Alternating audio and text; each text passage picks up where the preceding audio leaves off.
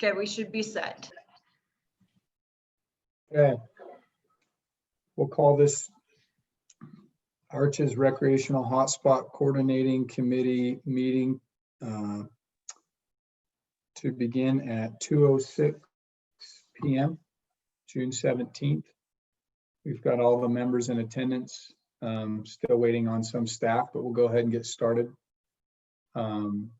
First item on the agenda is the approval of minutes from the May 27th regular meeting. Do I have a motion to approve those minutes? I so moved to approve the minutes from May 27th. There was 2 items that needed to be corrected, but I couldn't.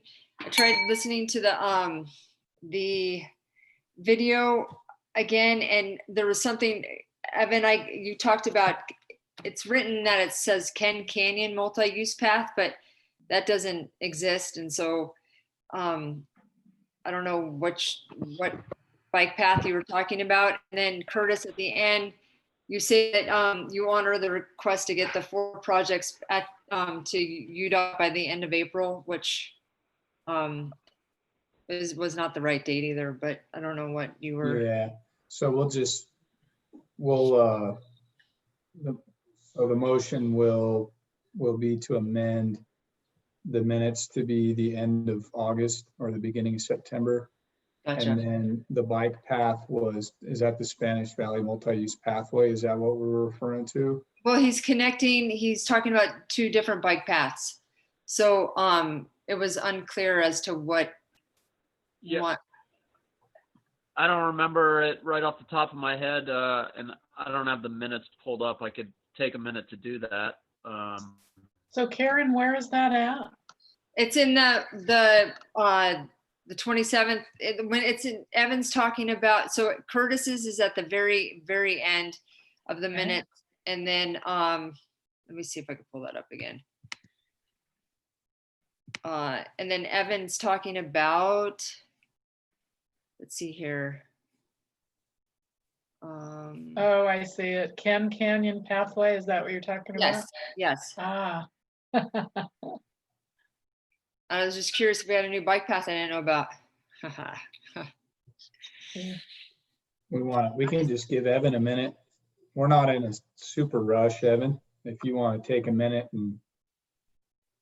Or if it helps, you could just email those corrections to me when you know what they are and we can get it fixed. Yeah, let's go ahead and do that. I'm comfortable with that. So I have Karen's motion to approve, but with 2 corrections from the date from Curtis and then clarification on the path from Evan, correct? That's correct. Yeah, I don't think we have a second yet. Was there a second? I will second. Okay, I saw Jaylen's hand go up first, so we'll second from Jaylen to approve the minutes. Any more discussion? Seeing none, all in favor? Aye. Aye. Aye. Opposed? Motion passes unanimously to approve the minutes. Oh, you know what? We've got 2 sets of minutes. Now we've got the May 29th. I'll make a motion to approve the minutes from May 29th. And I would second that. Okay, motion from committee member Hawks. Who was the second, Karen? Yes. Any discussion on that?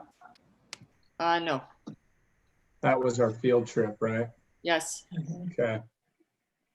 Seeing no discussion, I'll call for a vote. All in favor, say aye. Aye. Aye. Opposed? Motion passes unanimously to adopt the minutes for the May 29th special meeting that was our field trip. Item number 3 is citizens to be heard. Do we have any citizens to be heard at this point, Summer? I'm not aware of any that have come in unless Carly has something. Okay, maybe once Carly joins, if there's something, we can always move back to that if the committee's okay with that.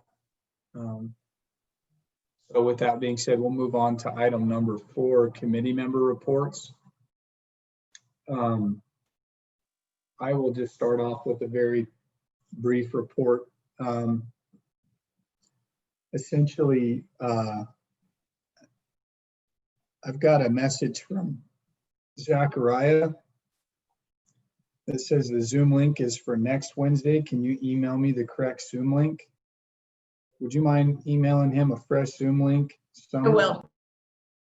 So just, kind of really quickly with my report, I just wanted to kind of recap the last couple weeks of kind of planning meetings and meetings with staff, and our calls with UDOT, particularly had a call with Rick Torgerson and Monty Aldridge.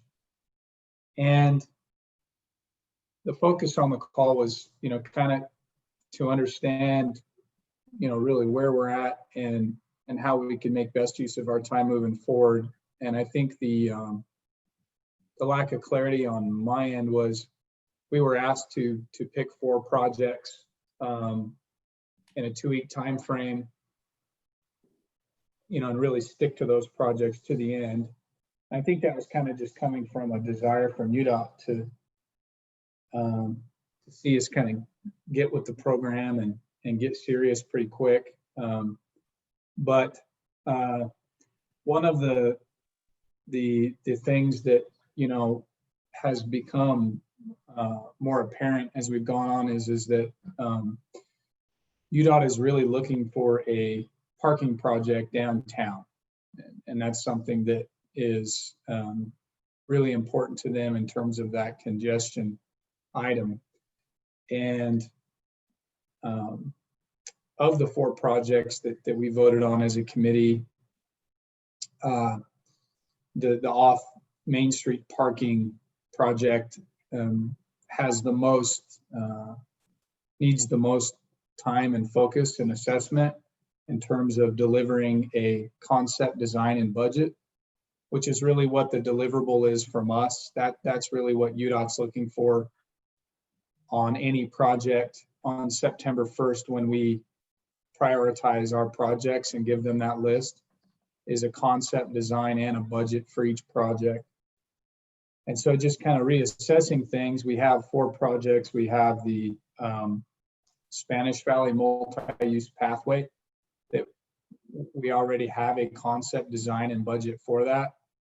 There are some minor questions that remain there, but there's really not a lot of work to be done on that at the committee level, because that was done prior to the formation of the committee. We were kind of handed that project.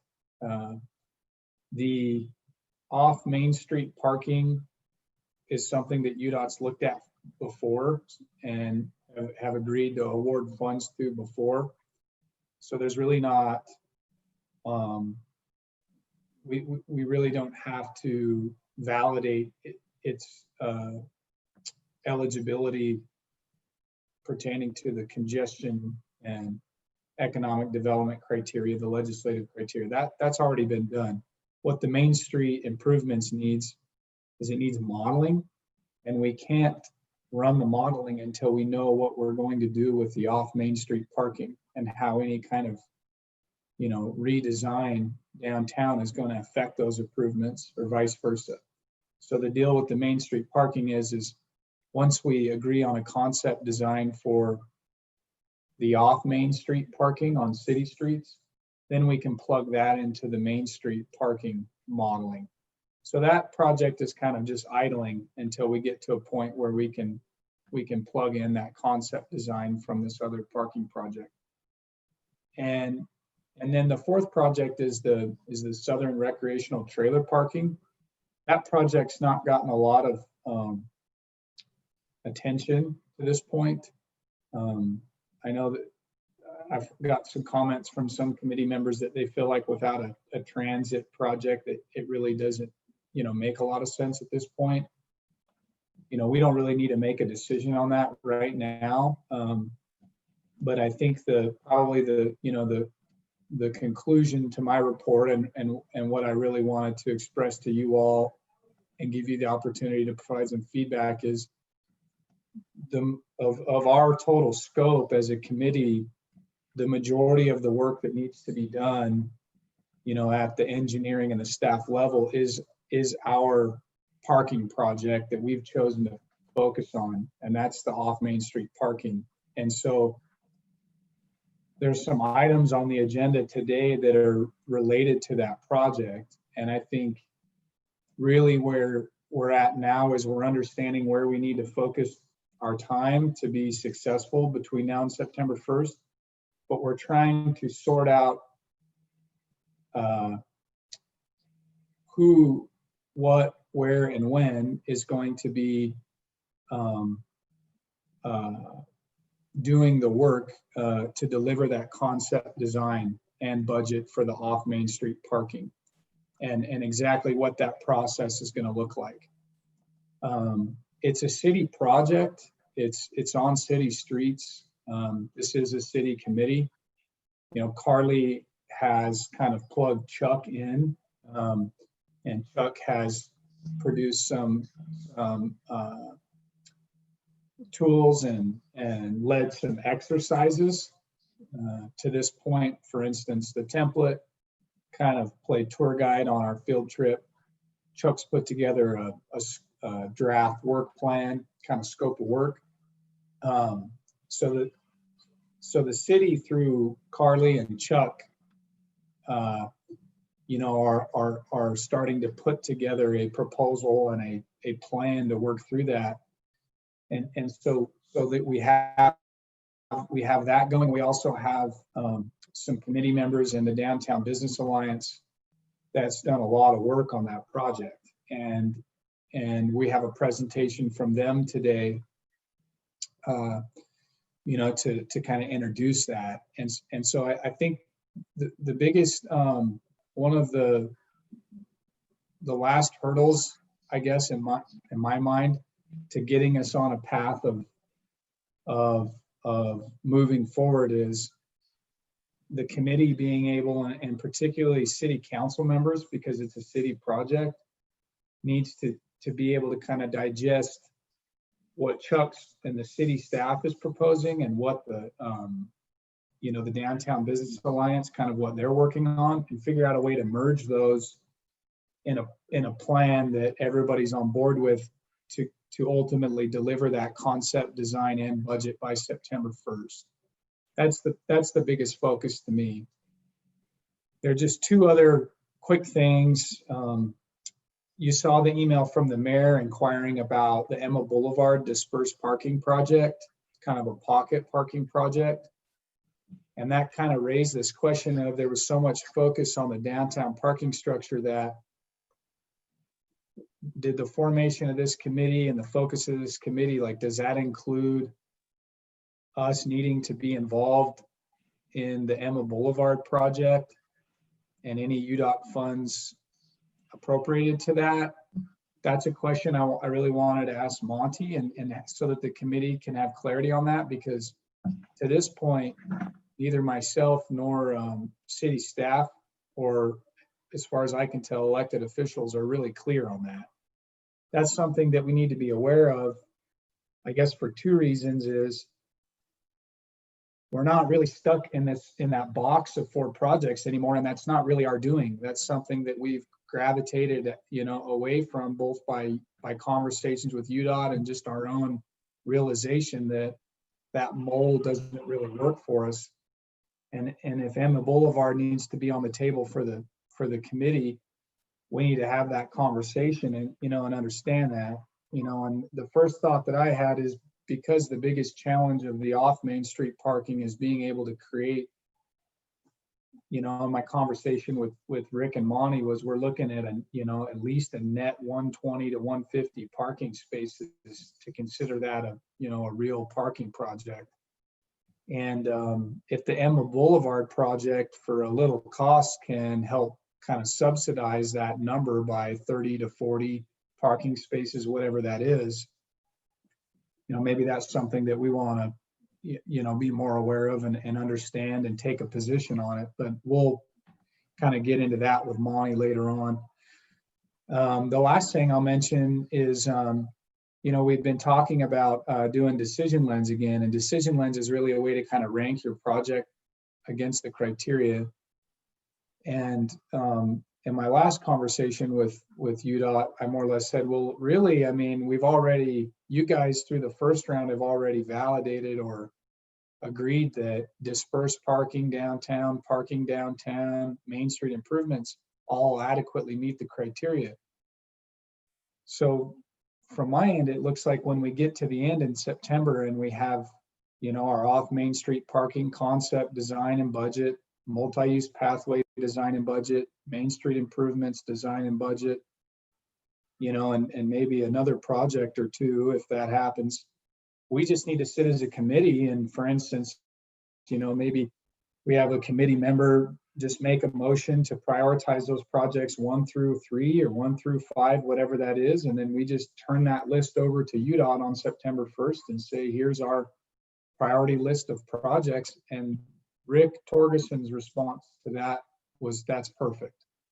That would be sufficient, And so I guess that's where I think we should kind of steer, is just, we still have some questions to answer as far as like, what's our scope of projects, because things are changing. But we do know that without a real parking project downtown, we've got a hollow ship here. And so that's going to, we're going to need to answer those questions first and foremost. And that's why the focus has been on the off Main Street parking.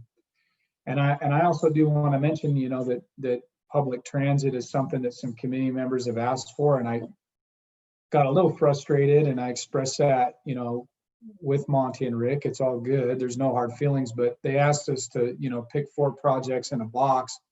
And I've been really trying to, in a strict fashion, trying to hold the committee to that when it looks like we've got it getting outside of that box, trying to nip that in the bud. And Monty had a comment to me about bringing some information back to the committee about some kind of a micro or mini transit system and a potential match in operations and maintenance that UDOT may be willing to do. And so I just want you all to be prepared that we're not in the box anymore. It's not by our doing. I don't think it's a bad thing, but the clock is ticking, and so we just really like us to get our questions answered, with our parking issues and our parking project, and then use the remainder of that time to answer some of the questions on some of these other projects that may come up. For instance, the multi-use pathway, we just need to have a conversation about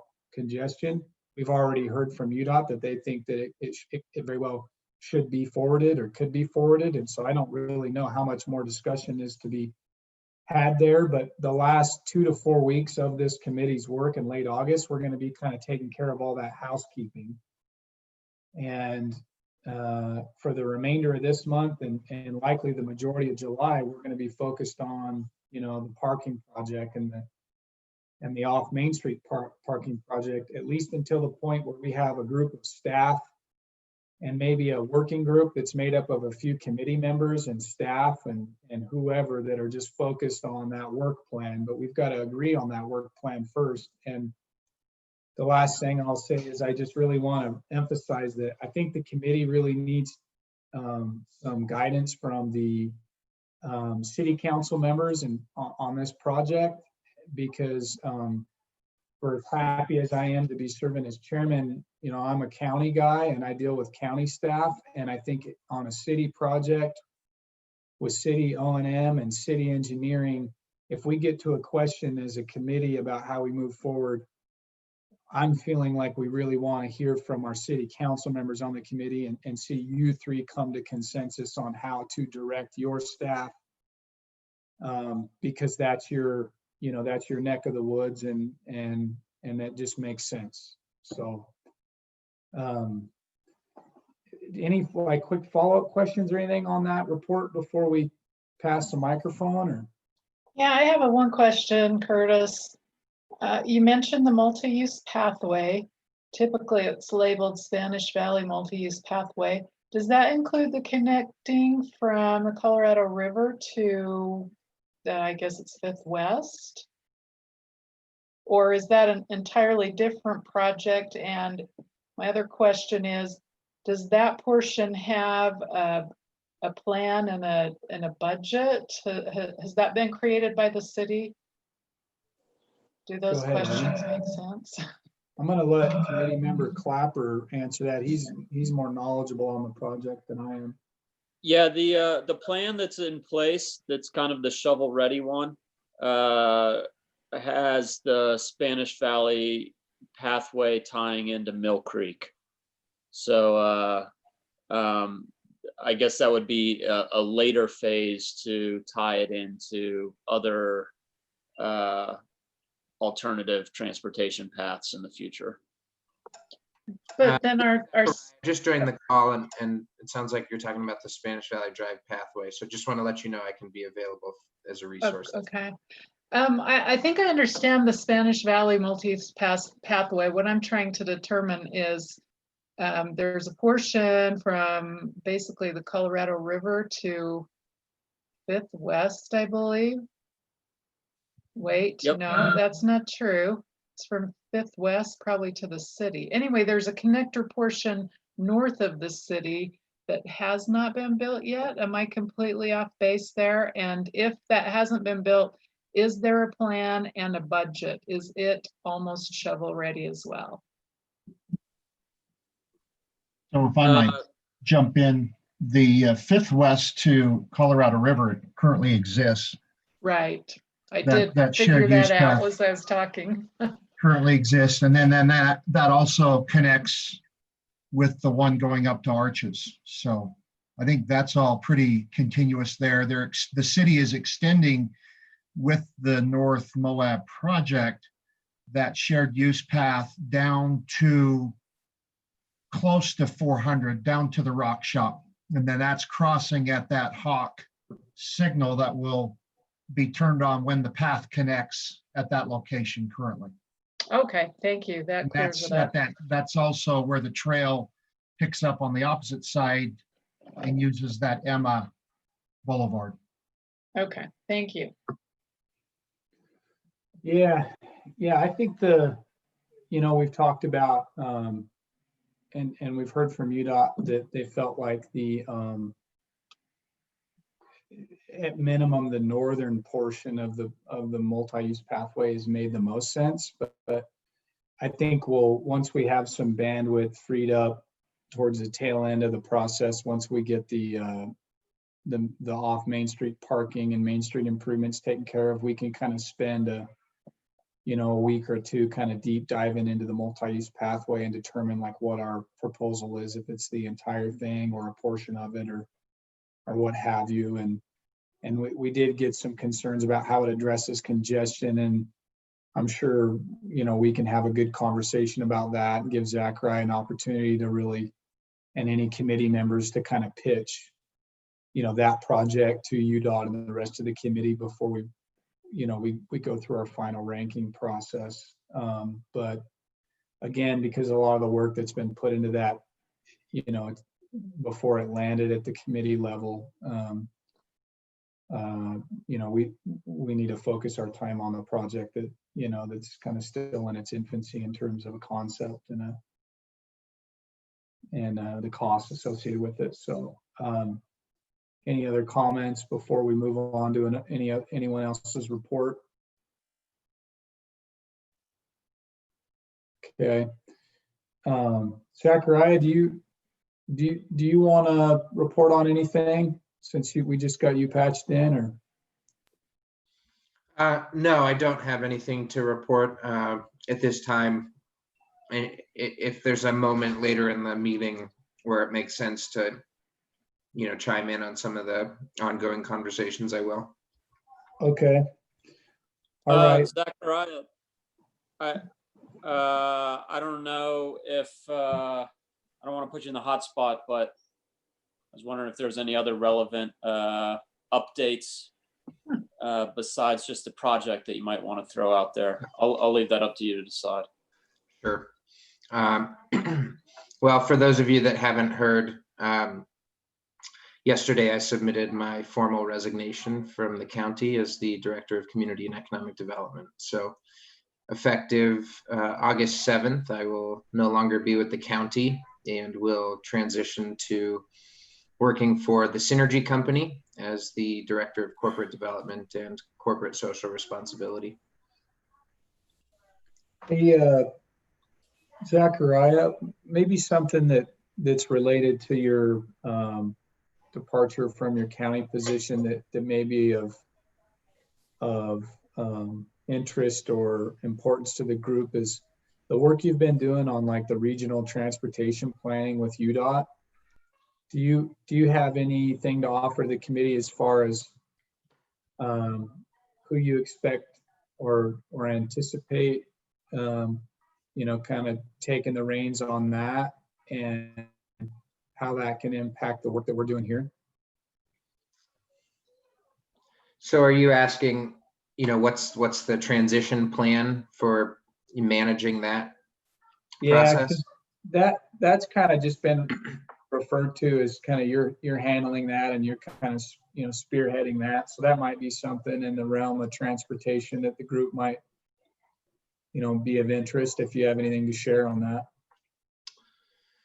Well, a lot of the transition planning remains to be seen because it will be a function of the county council's preferences as well as my supervisor's preferences, that being Chris Baird.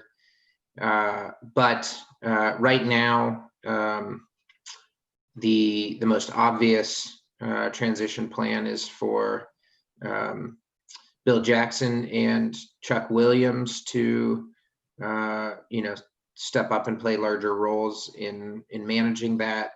We do have a consultant that is largely facilitating that process. So Farron Piers, John Nepstad is running that process.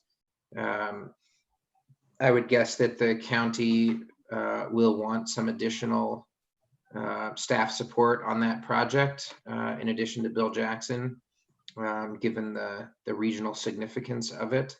Nora Shepard from the city has been working on it alongside Chuck, so I think it does make sense to have somebody in the planning realm and community development realm partnering with the engineering and road supervisor on that.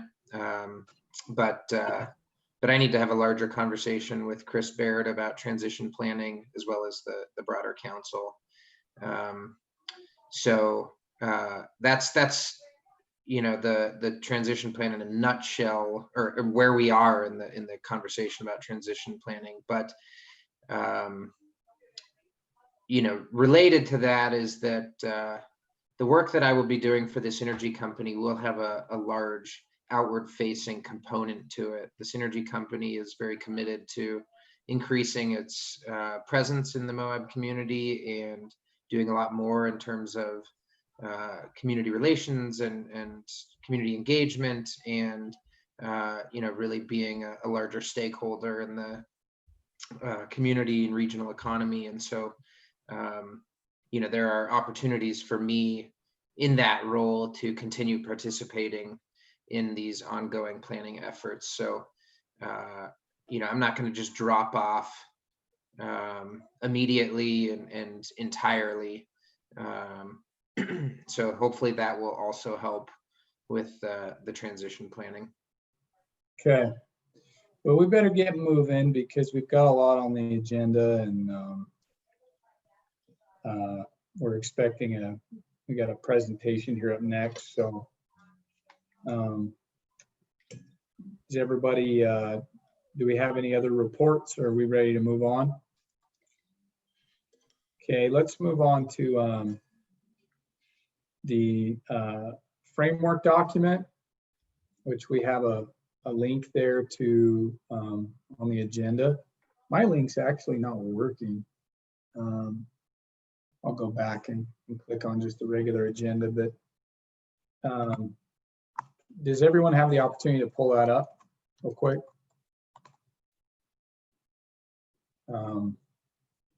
So this is kind of a tool we're using to kind of give everybody an idea of what we're needing to be focusing on and kind of how the remainder of what's on the schedule for the remainder of the process. Let's see if I can get mine pulled up here. Okay. Yeah, so in the packet, we're on page 14, sorry, 15. And page 16 is the meeting today. At the bottom, meeting date, June 17th. So the project list reassessment and the desired outcome, I mean, that's kind of what we mentioned at the beginning, like we're not in the box anymore. You know, we need to be focusing on parking downtown, but we're still kind of in a phase where there's a potential for more projects to come and go. And in particularly the dispersed parking Main Street improvements, that's kind of a reference to Emma Boulevard and understanding, you know, where that fits and what we're doing. On the agenda, you can see we've got the presentation from the Main Street Alliance, discussion of Emma and kind of the next steps. That next steps is pretty key. So then moving on to July 8th, we've got the, you know, workshopping, reviewing of off Main Street parking designs. What Chuck has laid out is a level 1, 2, 3 in terms of level 1 being the, you know, the lower cost, just kind of paint and some redesign of parking. And then 2 and 3 being more aggressive, cost intensive ways to increase parking, do some redesign. The next meeting, July 22nd, you'll also see some continue to work on the off Main Street parking. And this is just at the committee level, right? So we're not going to get there by doing all the work in 2-hour meetings every 2 weeks. And so at this point, we're going to have to shift to a focus group that's going to have to work outside of the public meetings to kind of forward the design. And that's something that, you know, we need to be clear on, you know, at the end of this meeting. And so the idea is they're bringing their updates to us in the first 2 meetings of July. And then according to our framework now, we've got that to wrap up and kind of start the modeling for our Main Street improvements, plug in the concept for the off Main Street parking. And so we can run the modeling on Main Street improvements through mid-August, and then late August kind of do that final project selection. So that'll be our opportunity to kind of have our final discussion or two with the multi-use pathway, and then you know, vote on those projects and rank them. Any questions on the framework? I mean, it's changed as we've gone on because our things have evolved and the sand has shifted, you know, under us as we moved on. And so this is just our, you know, guide as we move forward. Any questions on that at all? Mr. Duncan? Yeah, not a you may or may not have heard about in particular the Emma Boulevard parking. Just let me give you a 60-second recap. Couple 3 years ago, farther back than that actually, at one time the city, and forgive me if you guys already know all this, the city was hoping to get cooperation from 3 different churches, 4 really, back there to use their parking lots in exchange for getting it paved. Yeah, the hope was that they would use them for public parking the other days of the week. There was and furthermore, there's always been an informal right-of-way through one of the church's parking lot that enabled access to a couple of businesses, in particular on Main Street, that worked great for years. It's still in effect, I think, right now, but it's not going to last much longer. With the formal Emma Boulevard development and the construction of the bike path out there, unfortunately, the churches have backed out. And not only have they revoked their offer to use their parking lots for public parking, but more importantly, for some businesses out there, that right of way through from Emma Boulevard to the east is going to go away. So while it's a great thing that UDOT may well fund a parking lot there at the top end of Emma Boulevard and so forth, which is great, nevertheless, for either residents or visitors, it's a fair walk around. For visitors, you know, it's a fair several blocks to get down to, say, 4th North and businesses down there. For patrons and employees of the businesses on Main Street there, it's whether you go clockwise or you go counterclockwise, it's a pretty fair walk around as well. So that unfortunately has torpedoed some of the usefulness of what we had hoped to accomplish at one time. So the parking lot itself is great, but it's not what we had hoped it to be at one time. And I don't frankly know what to do about it, short of one of the business owners changing their mind and granting an access for which somebody will have to pay, I presume. So anyway, that's a little bit of background on how we got to where we are. Thank you. Curtis? Yeah. Sorry, I didn't do this before Mike went into Emma Boulevard, but I just want to state that I do have a conflict of interest when it comes to Emma Boulevard. So I have history on the project, but I am refraining from discussion, so. Okay, thanks, Karen. Appreciate that. Okay, so with that, why don't we move on to the next item on our agenda, which is a presentation from the Downtown Main Street Alliance based on kind of the work that they've done to focus on our parking project. Before I turn over to Wes, just keep in mind that I guess from my view, I'm looking for a way to merge the work that they're doing with kind of the direction that the city wants to go, you know, to create that concept design and budget and streamline it as much as possible. So let's get our collaborative hats on, and I'll turn it over to you, committee member Wes Shannon, president of the Downtown Main Street Alliance. And also Summer, now would be a good time to patch the other member of the Main Street Alliance into the meeting. Okay, give me just a sec. Okay, go ahead, Wes. Thanks, Chris. We're bringing one of our members in, Matt Hancock.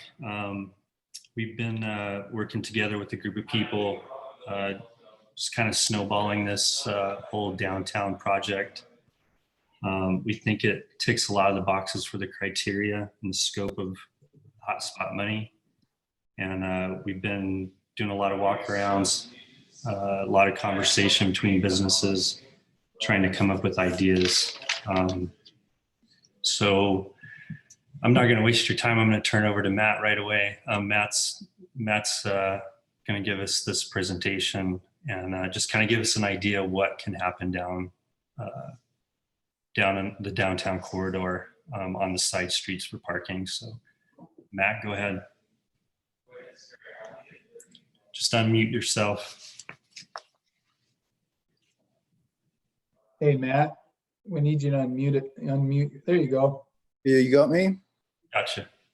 Thanks for that. Thanks for having me. Summer, just from the outset, can I record that I actually own land downtown? So I own land on 200 North at 44 West, 200 North and 72 West, 200 North.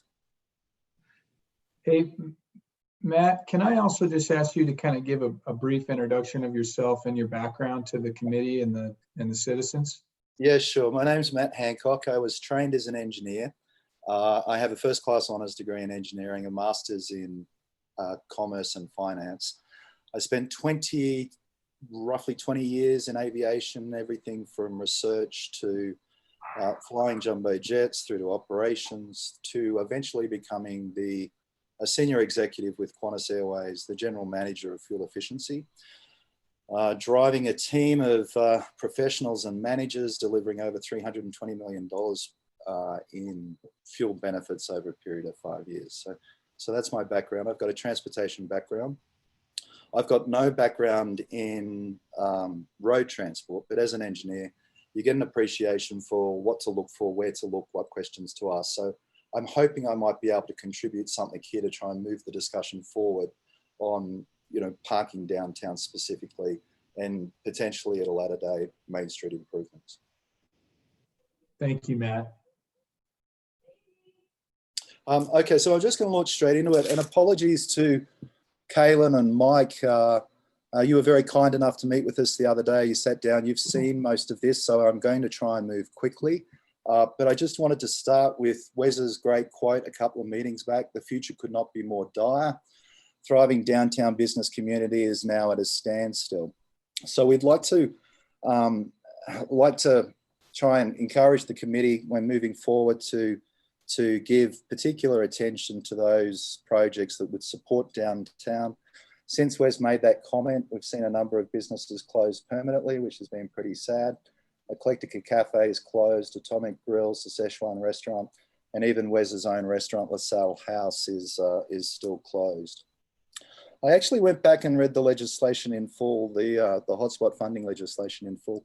There was a couple of things in it that I was really encouraged by. One was the first, I don't know if I've shared my screen. Have I shared my screen? No. Okay. Share, can I share my screen? Yeah, go for it. Share. Oh, you got to let him, I guess. Curtis?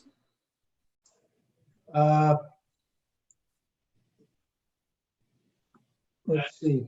Might have to make him a co-host or something like that. Will that work? Let's see here. That's probably gonna have to be Summers doing. She's our host. Okay. Hostess. I think Matt needs co-host status, Summer. Do I need to log out and come back in? I don't think so. No. Hey, Summer, are you there?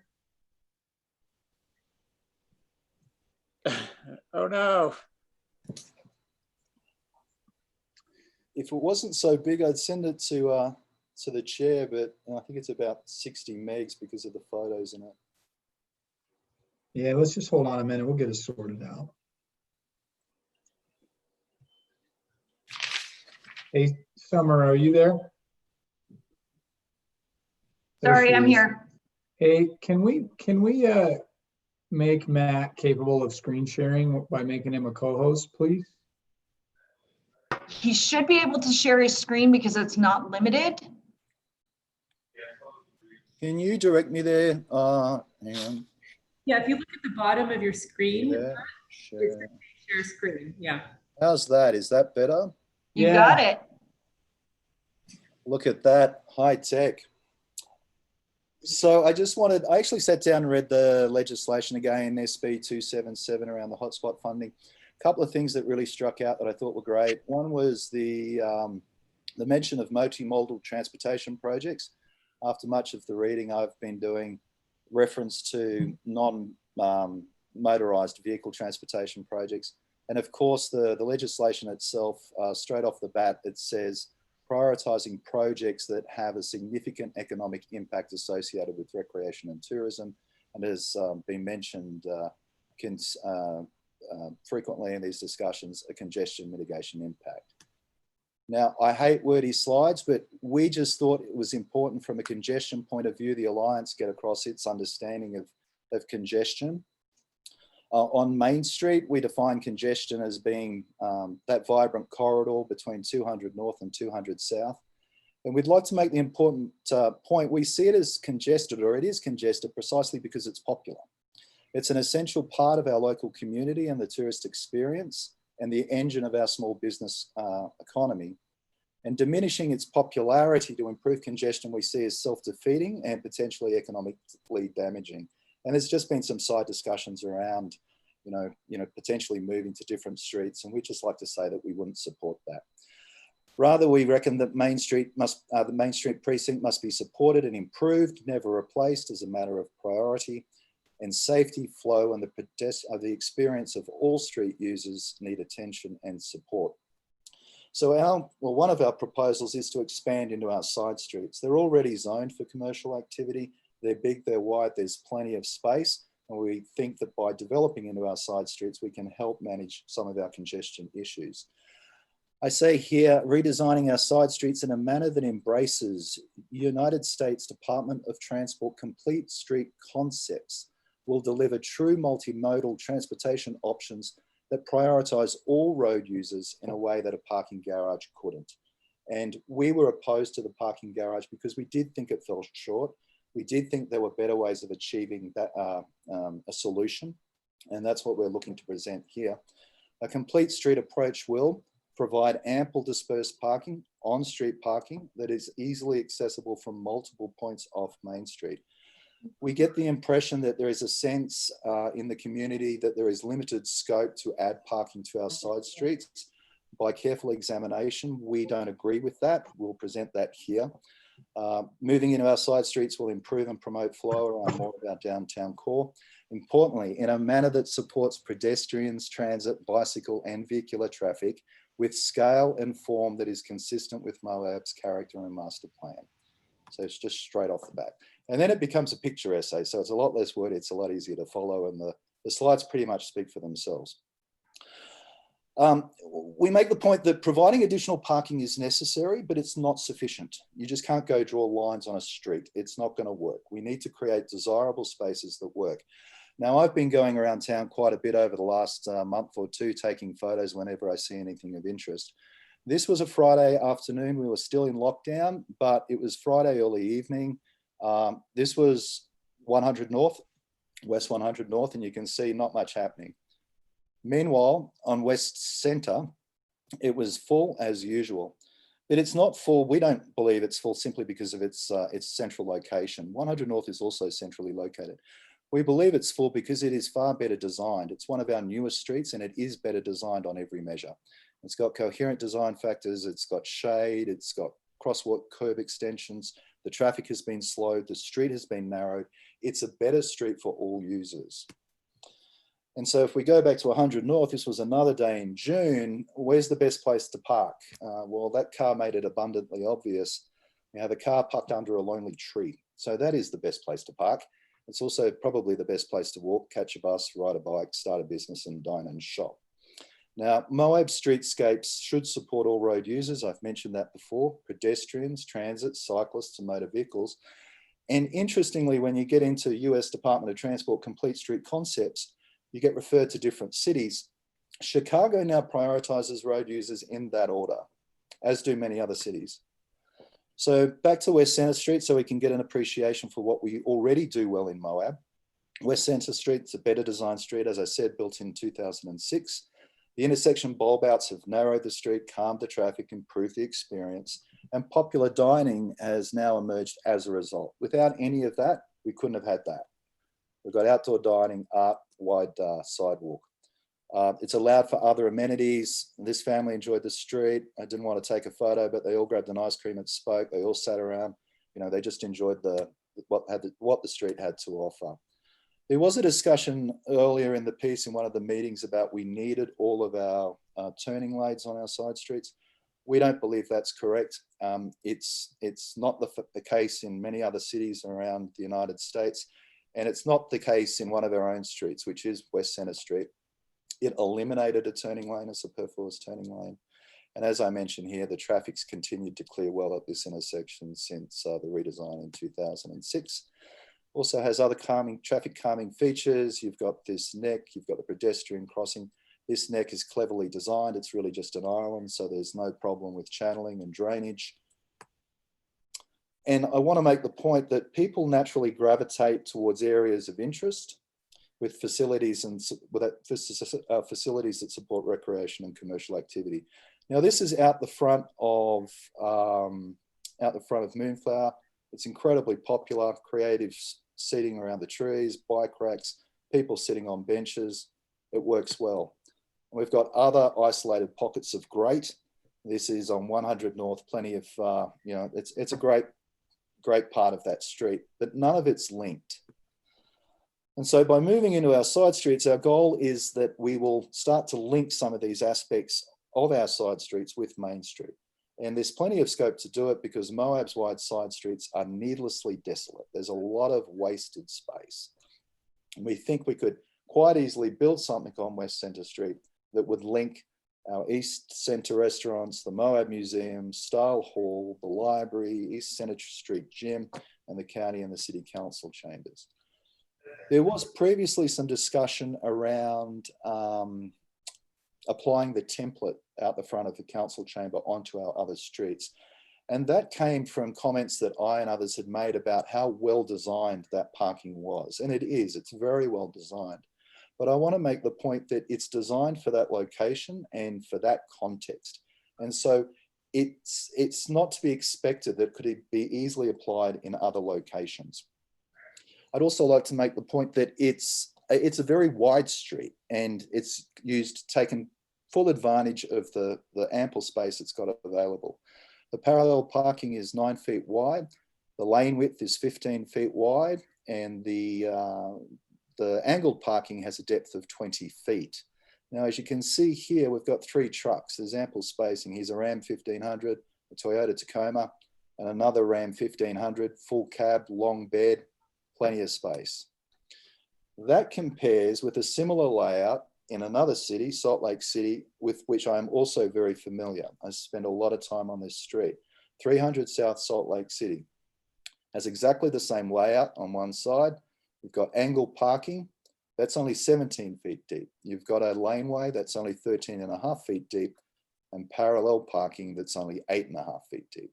You have a narrower street. And if you look at 300 South in other sections and look at the cross section of that street, you see a similar theme. This is 300 South further along. It has separated its bike lanes, so I only want to consider the vehicular portion of this street. Just looking at the cross section quickly without boring you with numbers. 9 feet parallel, 14 feet lane, 17 feet deep angled parking, a very generous 11-foot deep median, 13 feet lane, 9-foot parallel parking. The total width of that cross section is 73 feet. Now that compares with East Centre Street, which has a width of 75 to 77 feet. So that type of a cross section could potentially apply quite well to East Centre Street and deliver a substantial amount of parking and a better street for all road users. Part of the reason this median parking results in more parking spaces is because East Centre, like 300 South in Salt Lake, is plagued by curb cuts. You've got a curb cut there, there, over here, down there. You can't park at a curb with a curb cut, with a driveway. You also can't park near a driveway because you need to provide space for the vehicles to maneuver in, and you need to provide site visibility. So that's a template that could potentially be explored. But we wanted to go a little bit deeper again in the measurement of our problem. Engineering had done an audit on how many spaces we have in Moab, and that's been a great piece of work. We wanted to look further at the quality of the parking spaces and if we couldn't indeed squeeze more blood out of a stone. What we unearthed was that most of our parking in Moab's pretty wide. The stuff that we've already got is pretty wide. The parking on 100 East 100 South, for example, is 10.5 feet wide. That's very wide by any city standard. On West Centre, our busiest street out the front of the hotel, it's a width of 10 feet 2. Out the front of the Hoodoo, not the Hoodoo, sorry, the Zach's restaurant, the new parking space, it's a width of 9 feet 4. And out the front of the Moonflower, it's 8 feet 10, but it still works well. You've got a Jeep, you've got a station wagon, you've got a truck, you've got a Prius, and you've got another truck. So there's elements of flexibility and design that, you know, the street still functions, it functions well. We've also seen variations in depth of parking. Parking efficiency is a function of quite a few things, but the 3 of the main ones are the width of the parking, the depth of the parking, and the angle of the parking. So this is the depth of the parking. Now, we have seen the emergence of new compact parking spaces in Moab. I think that's a great idea. It recognises the diversity of vehicle types and it recognises different spaces for different contexts. We've also seen it out the front of the Hoodoo Hotel. Here's a parking depth at the Hoodoo Hotel. It's a parking depth of only 14 feet and 10 inches. Here it is out the front of Zach's. That compact parking space only has a depth of 13 feet. So it's quite short, perfectly suitable for a Focus or a Prius, but not necessarily an F350.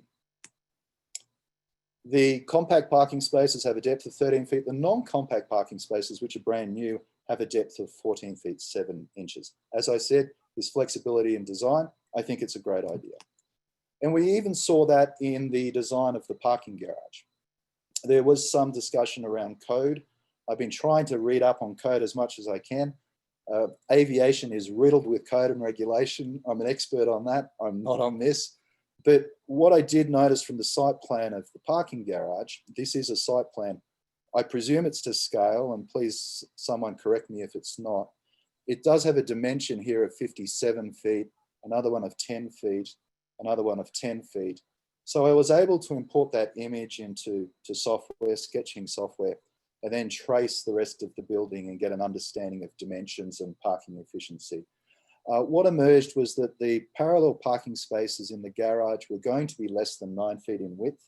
I measured 8-10. It's a bit harder for drawing, so they're 9 or less. The depth of those parking spaces was going to be 17 feet. I could be wrong, but the mark spacings on the site plan at least showed 17 feet. I'll make the point that when you park to a wall, your effective parking depth is less than if you park to a curb. Because when you park to a curb, you have the benefit of fender overhang. You don't have that in a parking garage, it's fender to fender. So again, there we have an example of flexibility in design that is perfectly appropriate for the context.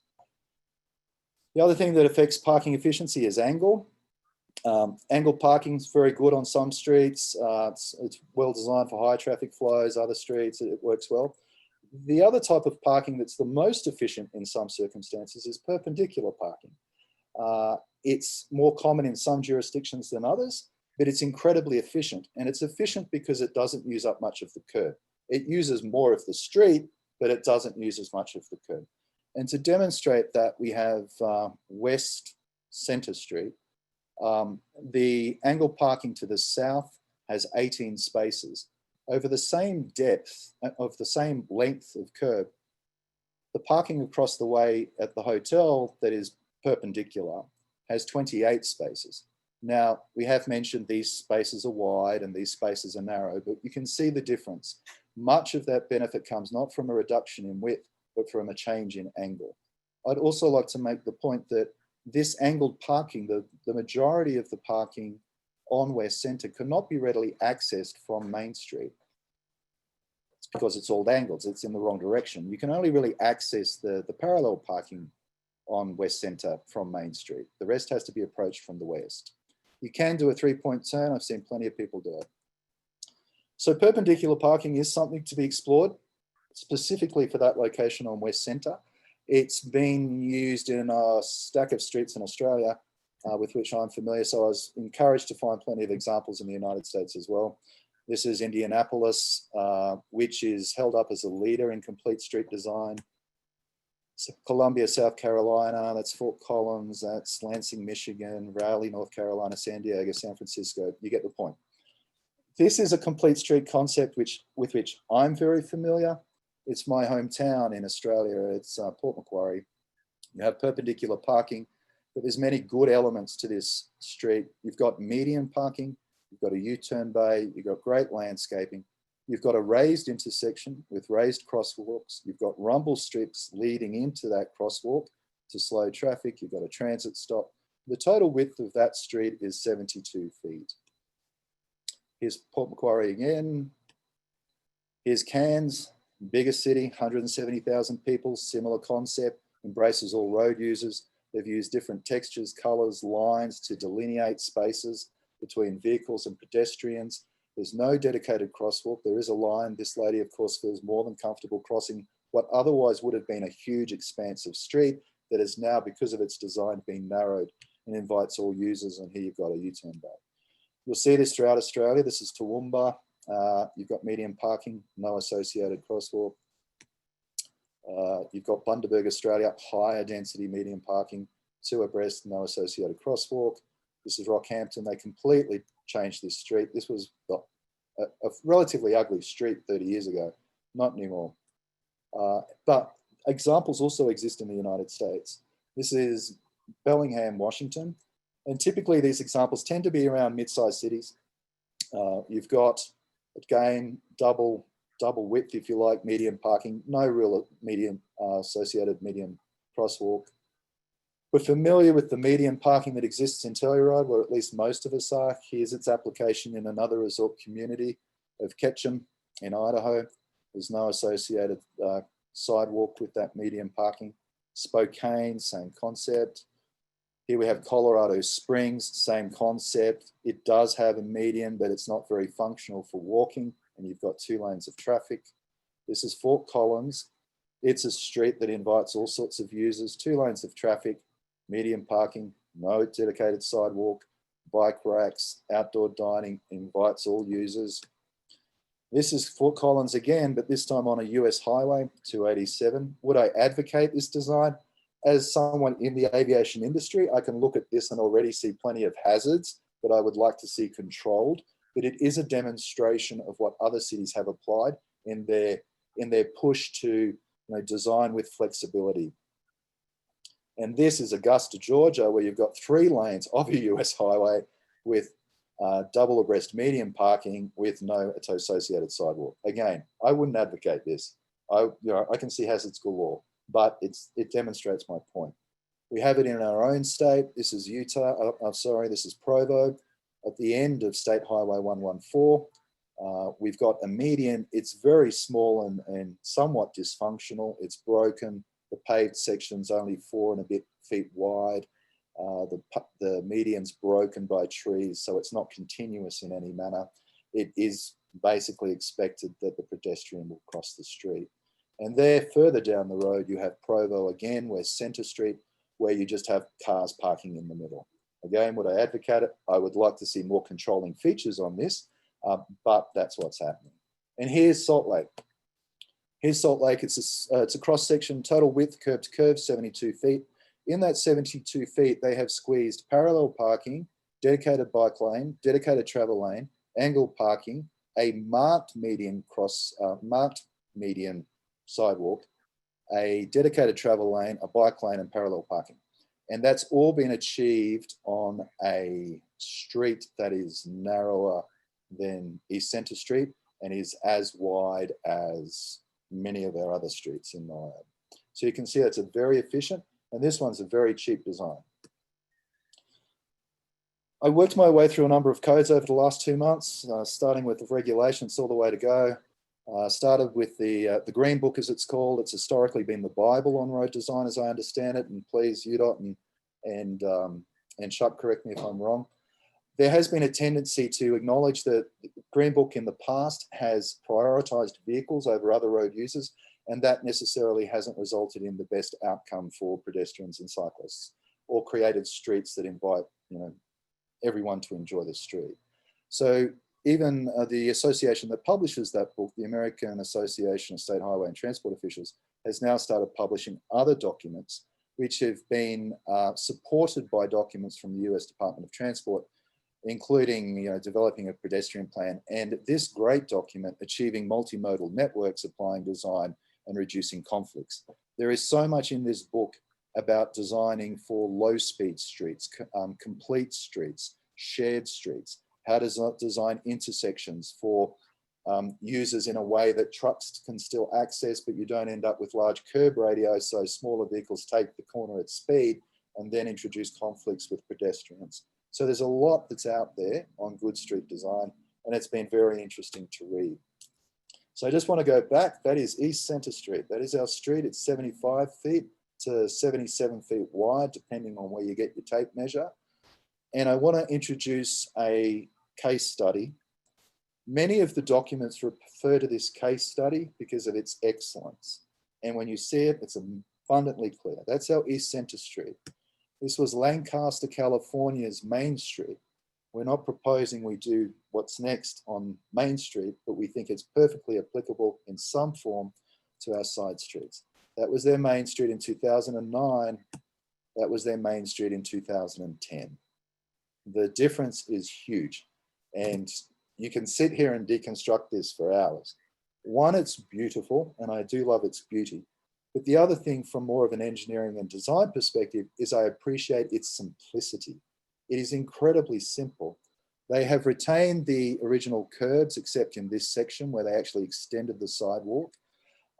It's at grade right throughout. There's no raised median. There's no raised anything. It's all at grade. They've separated traffic from, parked cars, pedestrians, in this instance, through just use of landscaping and modest street furniture, bollards here, lights. They retained the curb radii so that the trucks can still access. It's very, very clever. You can see we still have a truck here, a long bed or a semi-trailer, as you would call it, a semi-trailer here unloading. It's a shared path for bikes. They reduced the speed limit from 35 miles per hour down to 15 miles per hour. This is the profile of the street, or the cross section. It was 70 feet wide, and they kept it at 70 feet wide for the most part, except in that narrower section. I think I've got the same slide again. But because of the way the parks are defined, they're all at a fairly low angle of 40 degrees, which means the median's 30 feet wide. It means you can get vehicles end to end. This is actually a longer cab truck with the full bed, and you've got it there with a Ford Explorer. And so if you do have a longer vehicle or a slightly oversized vehicle, it can still get in. So you've got that flexibility of longer with shorter, shorter with longer. If it's slightly wide, it can encroach on these spaces next to it. It's incredibly clever. And none of it is defined. You've just got planters to define spaces and some lines on a pavement. Incredible design. I have been in conversation with the City of Lancaster. I wanted to get more information on it. Their Director of Economic Development has been fantastic. She could not be more helpful. I did get some details on cost. It cost them $11.5 million back in 2010 to do 9 blocks over 3/4 of a mile. The construction period took 8 months. The speed limit's now down at 15. Pedestrian traffic doubled. Pedestrian collisions plummeted by 80%. Motor vehicle collisions plummeted by 40%. Trucks are permitted, but they're not prioritised. Retail sales took off by 60% almost. Private housing came in. 9 new developments, 800 housing units. The median width's 30 feet, and the parking angle's 40 degrees, and the curb turn radio have been maintained. So from a design point of view, it looks pretty good. So I got to work and I sketched it, see if it would work. Excuse my renderings, I'm not an architect. But I was quite impressed to see that variations on this design could work arguably very well. It would all have to be fleshed out. For example, on West Centre, you can end up with this type of a layout and end up with an additional 34 spaces. You would have to make some compromises, and you would have to be very clear about design, vehicle design, speed, who you were going to prioritise and in what order. But 34 additional spaces is what I came up with for East Centre. For West 100 North, I came up with 36. For East 100 North, I can't actually see that there, but I know it was substantial. If I can point out one of the issues with East 100 North is that there is a lot of curb cuts on East 100 North, which means you really are halfway down the street before you start being able to add parking. By adding median parking, you solve much of that. And by adding median parking, you're starting to generate interest that automatically connects Main Street through this dead zone back to Moonflower. All up, I applied different treatments. I did the Lancaster Boulevard over, certain streets, and I did the perpendicular for West Centre, and I narrowed the spaces on East 100 South. I came up with 156 new spaces. Now, that's just those streets. You could explore further. You could decide if you wanted turning lanes in, not turning lanes, but U-turn bays. It would all vary, but the amount of potential parking on our wide streets we would maintain is substantial. And the UDOT policy, I was really encouraged to find this, the UDOT policy of prioritising the needs of bicyclists, pedestrians and other active transport users. So that's basically it. There's other templates we explored. more along what we have in 300 South in Salt Lake and out the front of the council chambers. They all resulted in a significant increase of additional parking, right angle parking, a number of different templates that we could go through, but I think I've spoken enough. So please, if there's any questions, fire away. Hey, yeah, I do have one, Matt. When I asked you a couple of days ago if you were ready to release this presentation, which I think is great, you were reluctant to do so because you wanted the Downtown Business Alliance to do it. I'm sort of inspired now between what Carly released in the last agenda item in front of us now about her nifty little table about which she may have gotten from Chuck about existing number of spaces in these various blocks and how many you come up with that, we might be able to add. And I'm kind of curious to go out myself with pencil and paper in hand, or maybe sit in front of Google Earth. But would you be willing to release some of these slides, and one in particular, the ones that have the tables of additional parking spaces and the techniques you use to get them? You had one of the slides up here just a moment ago. Yeah, sure. Sure, Mark. And since I've presented here, I have no problem doing that. I truncated this template. Oh, I'm pointing to it. That doesn't work, right? I truncated this one here, but you can see I did a variation of their treatment. What I did is, rather than 2 parking spaces in a big space, Lancaster had the capacity to do that because they had plenty of off-street parking. We don't. So I doubled it, but in return, so it's 2 lots of double abreast parking for the most part. But in return, I substantially widened this green width, this void, if you like, for pedestrians to give the street a sense of, space and be able to breathe. That's 8 feet 8 inches wide, which is pretty substantial. I prioritized this for pedestrians, but if you wanted to do a U-turn bay, you could easily do that here or at another location just slightly further up. So there's various considerations I kind of tried to put into design. I tried to put the shorter spaces, because remember, they're not defined as such, they're just marked as such. If you're a longer vehicle, you could park here, but the shorter spaces are downstream of the longer spaces to improve sight visibility for those shorter vehicles, because there's nothing worse than being stuck behind a truck when you can't see anything and you're trying to back out and then go park. So I tried to consider quite a few elements. The parking is back here so that, if a truck wants to take the corner, it's not going to worry too much about impacting on a vehicle. But yes, absolutely. I'm more than happy for this to now go forward. There will be comment coming back. Wes has reached out to the Downtown Alliance for comment, and so there would be comment coming back. And that hopefully would drive or help with any design process once if the committee decided that they wanted to further pursue a plan like this, and with community engagement, flesh out something that Moab would love. But yeah, there's plenty of flexibility here, and I'd be more than happy to release this document now. Yeah. Yeah, well, if you just release it to me, and I will swear on Scout's honor, I will not release it to anybody else. All right. Yeah, and I'd have to check that with the chair, obviously, and the Downtown Alliance. But yes, I'm more than happy to share a copy, Mike. That'd be wonderful. Thank you. You're on mute, Curtis. Sorry, I was muted. Any other questions for Matt of the Downtown Business Alliance on the presentation? Could we go back to not sharing the screen so we could? Yep. And Curtis, I don't have any questions for Matt. I want to commend him on his presentation, but do have questions for Monty and Robert when it's appropriate. Okay, Zachary, is that related to this presentation at all, or? Yeah, absolutely. Oh, okay. Okay.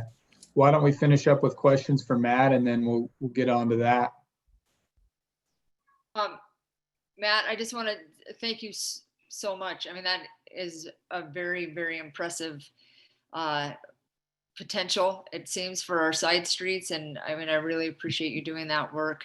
What's kind of exciting about that too is you can see where you could close those streets to do community events, on the side streets. I mean, you could eliminate the parking in the center have the street parties that our mayor is really trying to push, especially after COVID. So I mean, it's exciting to see some of that outdoor space, the flexibility in that without, having the medians down the center, which seems like it would be also more cost effective. And I don't know what, but I'm like, yeah, can we give it to UDOT? Like, what do we need to do?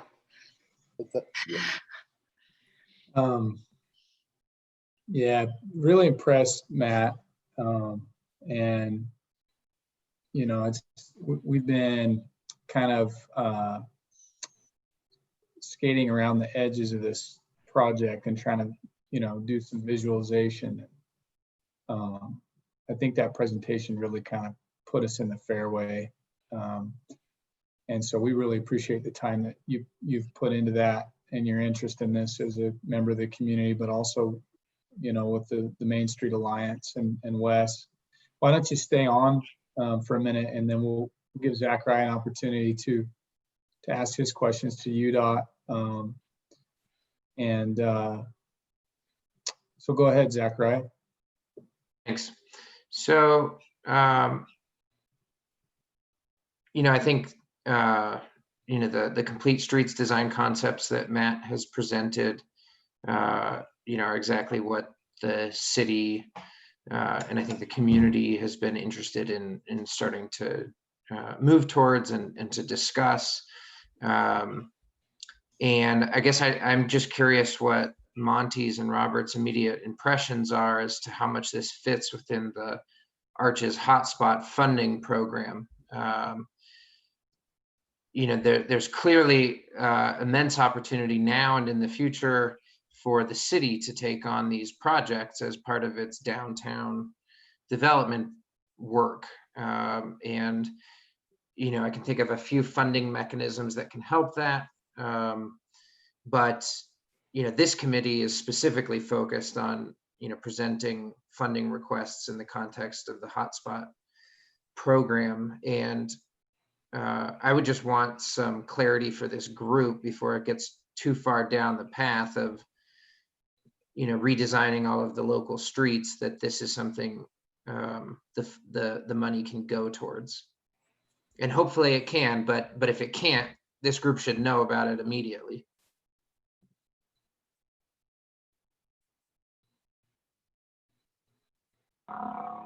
So Zachariah, yeah, that the idea of the concept of developing parking on the city streets is something that does fit the mold of for the recreational hotspot funding. One of the concerns we would have would be the cost per stall. We certainly wouldn't want to be exceeding cost per stall as viewed in the parking structure. But yeah, in the conversations that we've had, if those cost per stalls were similar than what we were looking at previously, or less, then that would certainly be something that would be beneficial. The complete street approach to the city streets is obviously something that the city of Moab has full domain over. There would be some challenges with that, I believe, from a capacity, well, not I believe, I know from a capacity issue on Main Street. That's not something we're going to be interested in. But for the side streets and for parking, absolutely. I think that that is appropriate. Okay. And let me touch back on, you mentioned, Zachariah, about not wanting to go down the path of designing and all. And I agree. That would be after we appeal to the Transportation Commission with the proposal, and then design could commence at that time with project funds. It's not something that we would anticipate the city having to go through the details of design. It would just be the concept and the concept level estimate. And then once approved by the Transportation Commission, we would then move forward with the design. So yeah, I don't anticipate the city would need to be expending funding on that beyond what it takes to pull together concept. Great. I would hope that even if there's a cost analysis performed in some of the designs or concepts that were presented just now, turn out to be slightly more expensive than the parking garage, if there is an equal or greater level of support for those approaches than there was for a parking garage, and there are projections for improved economic outcomes that exceed those of the parking structure, that there would be due consideration for those. Yeah, it'll all be evaluated. Yes. Question for Matt and Wes. So given that our primary focus right now is on the number of parking stalls that we could create with the off Main Street parking project, can you just give us an idea or just clarify, based on the work that you guys are doing at the Main Street Alliance, Matt and Wes, what that ballpark figure looks like right now, given our identified scope of work, or I guess scope of specific blocks in the downtown core? Because I think that's kind of like to Zachariah's question, and Monty did answer it. I mean, that's kind of the bottom line is ultimately what's going to lay the foundation for the project to move forward into design phases. We're going to have to come to an agreement on how many parking stalls we can create with that, and if that's sufficient. I'll let Matt answer that. Can I go one step further, Matt? Do you mind if I just add on to no, that? not at all, Zachariah, please. So, I would also just throw in, right, that part of this has been like this trade-off component between, eliminating parking on Main Street and then adding these, complete street designs. So having a little better sense of the Main Street Alliance's position on that trade-off. And then a second part to that, if the design framework you've just gone through could only be applied to a limited number of streets within your study area, how does that get sort of debated and discussed within the various stakeholders? Given that the focused area of the downtown parking structure was so concentrated that was part of the problem for all of the Main Street business owners.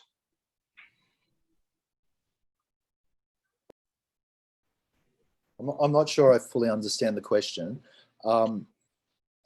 Yes, I mean, the recognition that West Centre was congested, but then, there's plenty of scope to move into West 100 North, which was just half a block further north of the parking structure.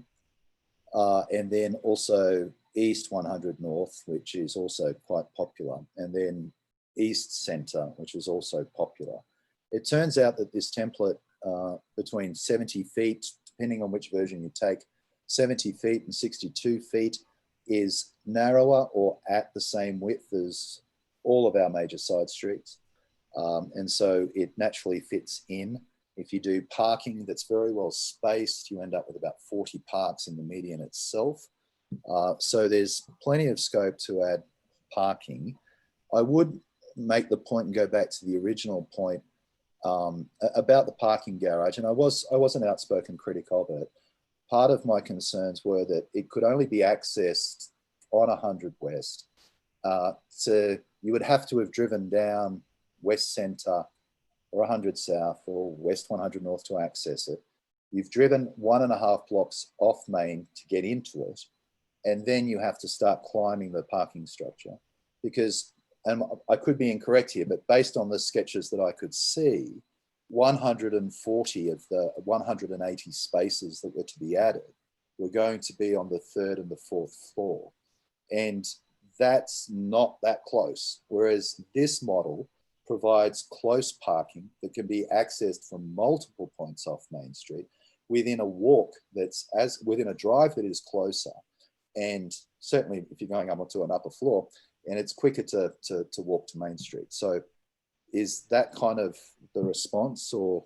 Well, so hold on a second. Before Zachary added volume 2 and 3, my question was in the realm of on the subject of how many parking stalls do you think that we can create downtown, given that kind of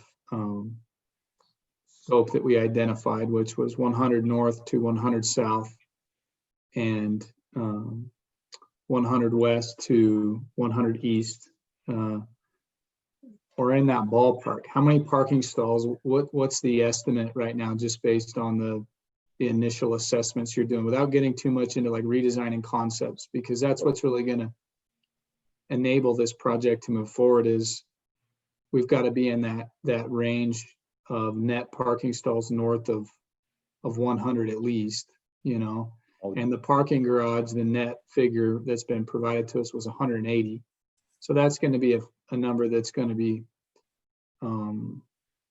in mind as we evaluate how many parking stalls we can create through this committee's work. You would easily hit those targets depending on what your lower and what your upper was, and depending on how you prioritized the different users of those streets. As I was mentioning there, I took the cue off Chicago and some of these other cities where they've started really prioritizing pedestrians. And so wherever I thought I'll put in a U-turn bay so this person can get out rather than going up to the end of the block and then doing the U-turn, I had to remind myself, I will prioritize the pedestrians here. So I won't put that in. Instead, I'll give them a big green patch. So that comes into the design. That design I presented is very well spaced. There is a lot of spare space and spare capacity in it. And even in the few blocks I analyzed, I still came up with 156. Obviously, I can't examine all streets downtown for reasons I mentioned at the start of my presentation, nor would I be involved in any of that. But then there's also scope to go into East 100, 100 East as well. So I had no problem coming up with 156. And it would depend on the design. Yes, I can see how you could easily go north of that, but then you could make decisions around how many we need and what we want to prioritize. Karen, go ahead. Sorry, forgive me. You count the block between after the Moonflower up to in front of the mark? No. Or is that and that was a block that we talked about wanting to do something with when we did the walk around. So okay. Yeah. I only included in that number East Center up to the council chambers, because that was what Chuck had originally looked at. West 100 North, back one block, East 100 North, up one block. The West Center changing the angle, and that would require a recess if you were to go to the northern side, an extra 9 spaces. And just basically remarking and improving the efficiency on East 100 South one block. So I've only done those streets back one block. I haven't done East 100 and I haven't done 200. And that was 156. Does that make? Yes. So 200 South, 200 North were not included either. No. So in front of the liquor store, next in front of the Gonzo, where they have that nice bike path that goes right to 100 West. Okay. No, they weren't included either. So Chair, I mean, what do we do? Like, if this seems like something we'd want to move forward with instead of waiting till August or September, I mean, what's the plan? Well, so next up on the agenda, we have a review of the project, the off Main Street project work plan and scope of work that's been produced by City of Moab staff. And so the way the agenda has been structured intentionally is to give the city staff an opportunity to walk the committee through their proposal. And this has been put together by the city engineers. And then we need to, it would be nice, you know, following that agenda item before we move on to item 8, to have a discussion of as a committee of how we're going to, how we're going to move forward and get some direction there. And that's like I was asking at the onset, like we're really going to need to hear from the city council members on what they'd like to see, because the future of this project is so much in the hands of the city of Moab. I've got 2 questions. I see Councilman Jones and Duncan. Kaylin, why don't you go ahead, and then we'll turn it over to Mike. Okay, I'd like to take another run at what I think Zachariah was asking, and which I asked in our meeting earlier this week. So as I understand it, part of UDOT's interest in developing substantial off-street parking, or non-main parking, I should say, is on the mitigation of their eventual removal of Main Street parking. And so, as I understand it, part of the objection of the business community to the parking structure, in addition to its distance from buildings, from businesses, was just its perceived facilitation of the removal of Main Street parking. And so, would this downtown dispersed parking end up being serve a similar role in both the eyes of UDOT and possibly like raise similar objections if it was perceived that way amongst the business community? Or in other words, you know, will the members of the Downtown Main Street Alliance, you know, be content with this as a mitigation strategy for removing Main Street parking? Well, I'll jump in on that and say, I mean, the whole existence of the Main Street Alliance is because of Main Street parking removal. So that's where the Main Street Alliance has stand from day one, is no removal of Main Street parking. So, I mean, it's definitely a conflict. I mean, but I guess, you know, I guess we're trying to prepare for that. I mean, you know, I've kind of addressed this before in meetings, but we just don't know if they're going to take Main Street parking, and it's something that we're concerned about. But in lieu of that, it seems like we need to prepare. We need to prepare for something like that to happen. And so that was another reason for, you know, on the parking structure. I mean, if they build the parking structure, they take Main Street parking away, then we have this one isolated parking area for all of downtown Moab, Main Street. So, you know, my reasoning is, if we do this dispersed parking down Main Street, if Main Street parking does get removed, we're going to have a better chance for all the businesses. So it's a tough subject. I mean, we're talking about, you know, potentially killing businesses on Main Street.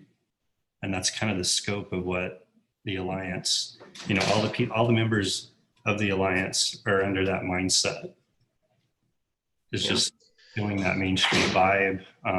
It's something we don't want to see. So, right. Yeah, I don't know if So, that was a question, but you know, for what it's worth, I mean, I think that the concepts that Matt has presented and the whole notion of complete streets design, you know, really grew out of trying to support downtown economies.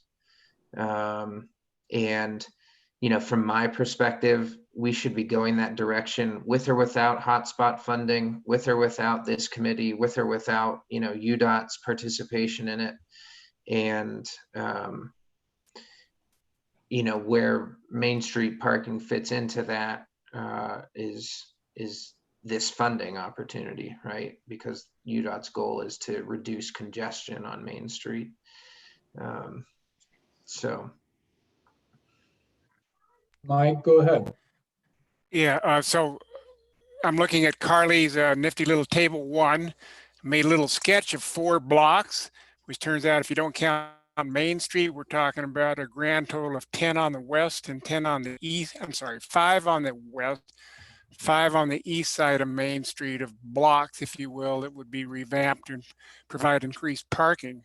And the total number of existing spots, according to her numbers, if I don't count Main Street parking, there is going to be about 280 existing spots now, divided by 10 blocks total, 5 plus 5. So that's about 20, on an average of 28 cars per block, if you will. And Matt has predicted he thinks he can get another 160 spots out of those same blocks, if I understand him correctly. So that's about a 70% increase in parking density. Not he can swing that, and it remains to be seen if I understand him correctly. And I suspect to get to the kinds of numbers Curtis and we all would like to see, something closer to 300, that it may be necessary to go another block east, as Karen suggested, you know, out further east of 100 East and so forth. But I, for one, ladies and gentlemen, I'm an engineer. I mean, this is driving me nuts waiting around for consultants to do it. So I'm anxious to get pen and paper out and kind of scope out the basics myself and see if these numbers are in the right ballpark, just as a sanity check or not. And so I'll be happy to report back on that much. And when we had salt in when we were about, what were we talking about? Hotels, I forget what it was. But where we eventually, all members of this committee and the public will eventually sit down on sketches, all right, on a big table with, and be pouring over them. Oh, I think we can get 20 if we put in angle parking here. Oh, no, you're not going to block my driveway, and come to a consensus that way. I can see that happening with some of the staff's help, hopefully that they can afford. So anyway, I'm looking forward to that phase in the investigation, and I don't want to wait around to hire a consultant to do it. I'm going to do what I can on my own, just so you guys will know. We'll take that as you're volunteering for the working group, Mike.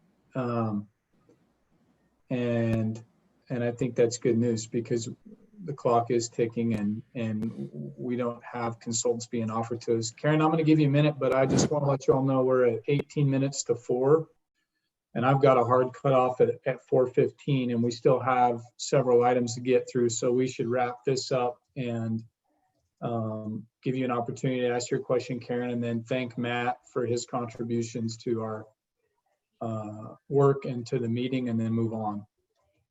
Go ahead, Karen. You're muted. Took 10 seconds. Sorry, guys. So I would just say that an important aspect in this whole group, and what, you know, we really failed the last time is getting these images out to the public so that they can. So we have continually sort of failed that at the city. And so if it's possible, like, I mean, if there's a nod that we, you know, like some of this, I mean, just to, you know, to be able to, we have to do this outreach, because that the community has to get the buy-in. And so, I mean, I'd hate to go down this route and we're all excited about this, and then we come back and we find out that everybody doesn't like it. So if that's going to be an onus on Wes to get it out to the businesses down there. And then, I mean, that's just the downtown business district, but we also have to serve our community. So any guidance in that would be appreciated. And like I said, I will sit out on the street. I do not mind doing that. Try to get feedback. So. Okay, Kaylin, go ahead real quick. I'd just like to echo that and expand on it a little bit. What we're talking about here is sort of these downtown redesign and bringing cohesiveness to it, which I'd hoped would happen with the downtown plan. But that, as far as physical design, that only sort of addressed Main Street. And I feel like addressing the other streets is really important, and really appreciate Matt's work on this, because I think he's shown us some of the possibilities. But we're on the super tight time frame.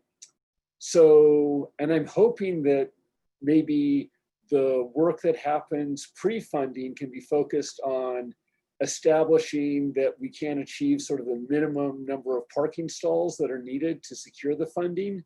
But then we can utilize the greater resources that we'll have access to really flesh that out and do the like thorough public engagement, as well as addressing other design elements. This is focused on parking as it needs to be, but ideally we'll be trying to do other things as well in terms of like optimizing for pedestrians, maybe providing cafe seating, like really working on planting design and tree cover.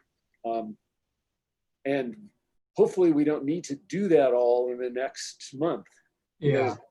So, and I have some ideas about how we could reword the scope for the proposed hotspot funding conceptual alternatives to accommodate to the ideas that Matt has presented and clarify the scope a little bit to hopefully achieve that. Okay, so let's move on to that item. That's a great segue. So the next agenda item, and hey, Matt, thank you again. Thank you for very the much. presentation, and we look forward to working with you on this for sure. So the next item is the item 7, which is the discussion of off Main Street parking project work plan and scope of work. This is a product of the Moab City Engineering Department. We don't have Chuck on. I'm seeing we do have Mark. Mark, are you available to speak on this document? Right on. Hey, Mark. So I'm going to turn that over to you. Everybody, the document that Kaylin just referenced and that is there's a link to it on the agenda, is the proposed hotspot funding conceptual alternatives work plan, June 8th, 2020. So with that, I'll turn it over to you, Mark. Okie dokie. Should I share my screen so everybody can see this? You bet. Let me rearrange some things here.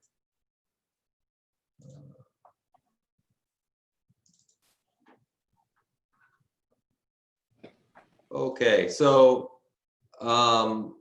before I start, I guess one thing that kind of came to mind while Matt was delivering his presentation, you know, we kind of put this together as a sort of a jumping off point. So, you know, things with the median parking, how we would handle curb cuts, stuff like that. We haven't really hashed out those details yet. So having said that, it would be great to get some guidance from you guys. Has everybody already read through this? How detailed do we really want to go through it? Yeah, I think we've read through it. I think, I guess my goal here is, I know Kaylin's got some ideas that he wants to share, but we basically kind of have a parallel approach happening with what we just saw with the Downtown Main Street Alliance, kind of the work they've been doing, and then the city's being tasked to kind of manage the project. And so I wanted to give the committee the opportunity to weigh in and reach some consensus on how we need to move forward from here. And why don't we just, are there any questions on this document before we get into kind of forward moving comments, I guess? Any questions or concerns on this document? How about that, Mark? Does that work for you? That might work. Yeah. Yeah. So Mark, I just want to thank Mark. Thank you. I think it's great. I have read through it. I don't have any questions really, but I really like the idea of the level 1, 2, and 3. When I do my little sketches that I'm envisioning now with me and PowerPoint and Google Earth and all that, and together with all this other stuff, I can see me doing 3 versions, one against level 1, level 2, and level 3, see what each one would cost, how many parking spots we get. So I think it's a great start. Wonderful. Okay. If we don't have any other questions on it, Kaylin, do you want to take the floor real quick? Sure. So I don't know if the easiest way, I just shared with you my version of it with marked up. I can also screen share it, and then maybe you can see what I'm suggesting and I can walk through it. Yeah, How would you like to handle it? that sounds good to me. Okay, Mark, would you mind stopping screen sharing? Yes.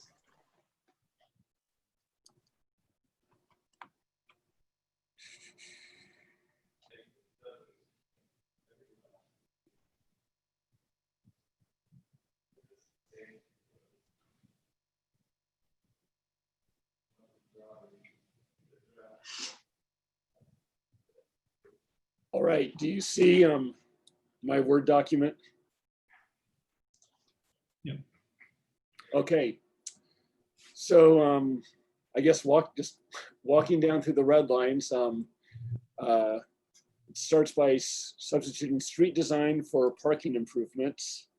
I'm not sure that three conceptual designs are needed, because level 1, seems like the difference with level 1 and level 2 was that median parking and relocation removal of extraneous driveways are necessary to get to the stall count that we're going to need to satisfy UDOT, is my impression. So I just modified the level description slightly. In the paragraph above that, I clarified that the primary goal is to establish minimum feasible increases in stall count, and that there'll be additional design development later. And then down in design criteria, elaborated on this a little bit, just in terms of what the overall goal is, but that parking improvements are the focus. And then it seems like a big difference between what Chuck presented to us initially, sort of the copy and paste of the front of Main City Hall onto other streets, and what Matt has presented is that Matt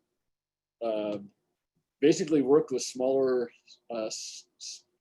vehicles, smaller stall dimensions. And so I think in order to get to the stall count goals, we really need to be clear that we're willing to go there. And maybe Mark and Chuck already understand that, but I made it more explicit. And then the last sentence is just that,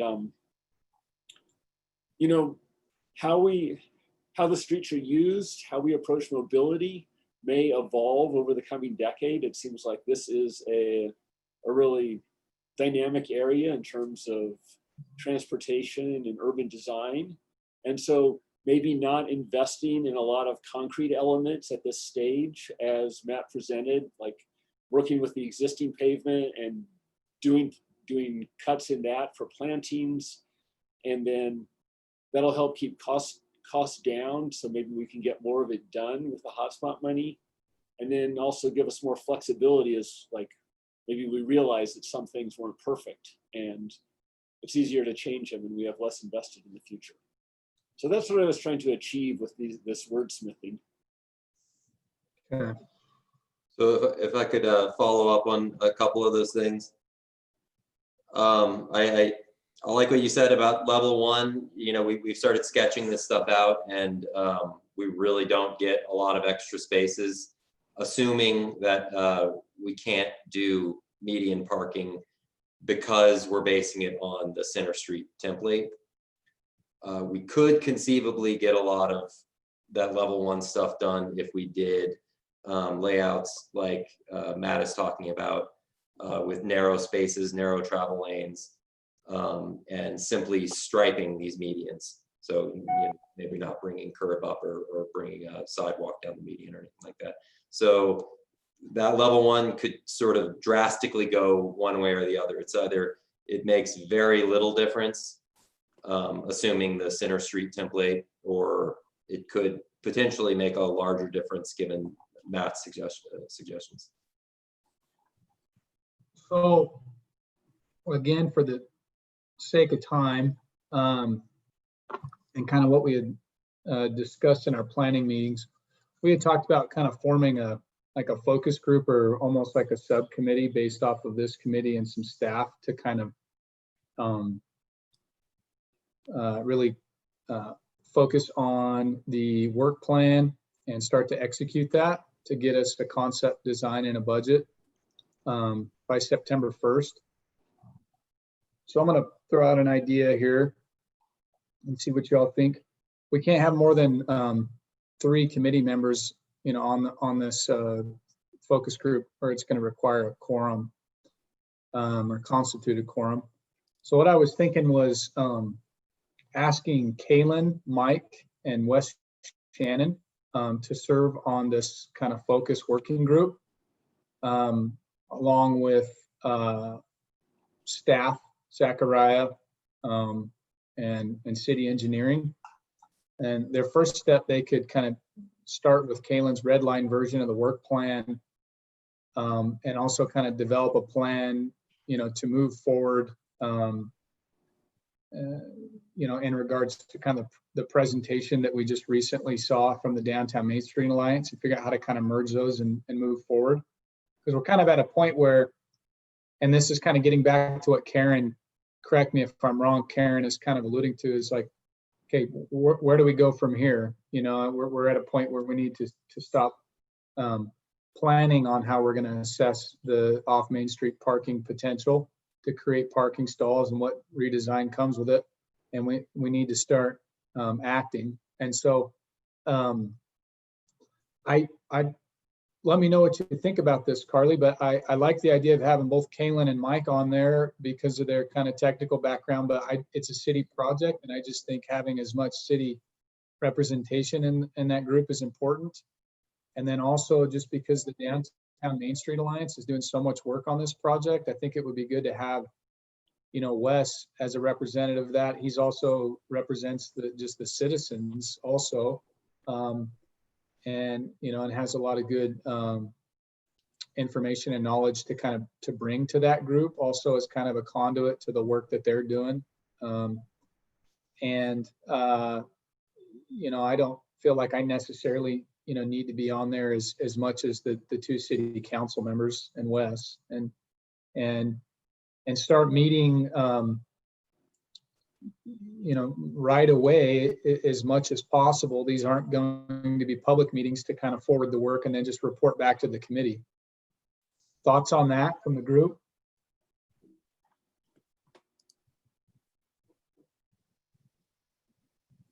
Chair, Karen? I don't know how the committee would feel to, and I don't know if it's possible, Carly, you probably could answer this question. Would it be possible to have Matt to be able to work with that group? Yeah, I mean, he doesn't create a quorum. I think we're definitely envisioning getting public engagement. Matt doesn't have an official role with this committee.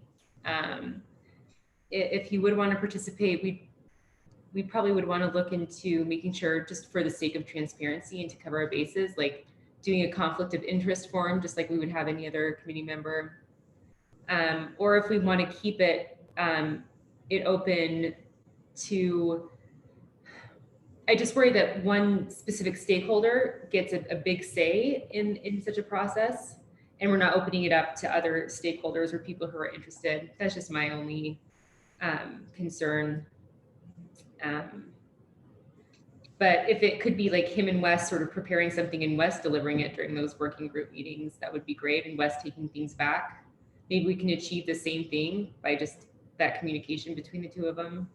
Yeah, I mean, the concern is that, like, that loss of time of back and forth and how much work he has actually done. I feel like it's more than what we've produced in, the 2 months we've been meeting. So that's. Yeah, I don't have, as long as I just am looking for like integrity of the process. And if you feel like you as a committee can vouch for why he gets sort of a special seat at this working group, that is absolutely up to you. I think it's defensible. Thank you for that. Can I just give other committee members the opportunity to kind of weigh in there? We saw the presentation, and we've been kind of having to move through our agenda pretty quick, but are there other committee members that want to weigh in about Matt's involvement and a thumbs up or thumbs down, so we can kind of get an idea what the group wants to see. Go ahead, Wes. I'd love to hear from you, Jalen. I haven't gotten to hear from you yet much today, so you're getting too comfortable over there. Need to warm your seat up a little bit. Go ahead, Wes.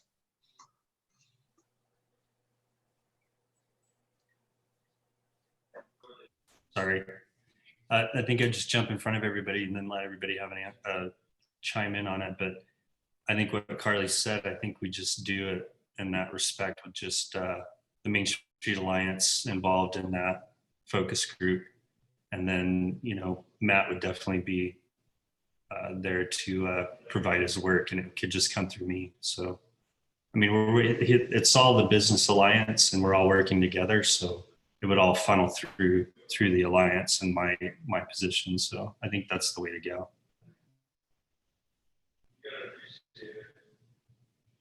Yeah, Kaylin, go ahead. I'd be happy to have Matt. If he's put in the time, then he'll be possibly better able to respond on the fly in meetings, having familiarized himself with the codes and design examples. So as long as there's not some insurmountable conflict of interest or perception thereof, the public likes to use that to weaponize conflicts of interest against us when they don't like some decision that's come down the pike. So I don't want that to come back on us. But at the same time, I think with all due respect, Wes, I'd be happy to have you too, but Matt might be able to engage on the fly a little bit more readily based on what I've seen of this work so far. Yeah, I agree, for sure. I wholeheartedly agree. He definitely would be, it'd be a faster conduit for information for sure. Okay, any other comments? Go ahead, Jalen. Yeah, just a couple of thoughts. I am thoroughly impressed with the amount of work he's done and the thought he's put into it. I would love to have him continue to be involved. I believe, as I'm not an expert on all of the little rules and details, but I believe that as a committee and as a focus group, we're allowed to engage people in the process who have expertise. So and my other thought is that I feel like our job as a committee is to come up with the best plans that we possibly can, and then take them to the community where the entire community will have a chance to give their input on those plans. So I think it's absolutely appropriate to include him. Okay. Go ahead, Mike, and then we will move on to the next item. I second Jalen's comments. I'd love to have Matt, and I'd love to have Carly for that matter. She's a great help in enlisting Chuck's support.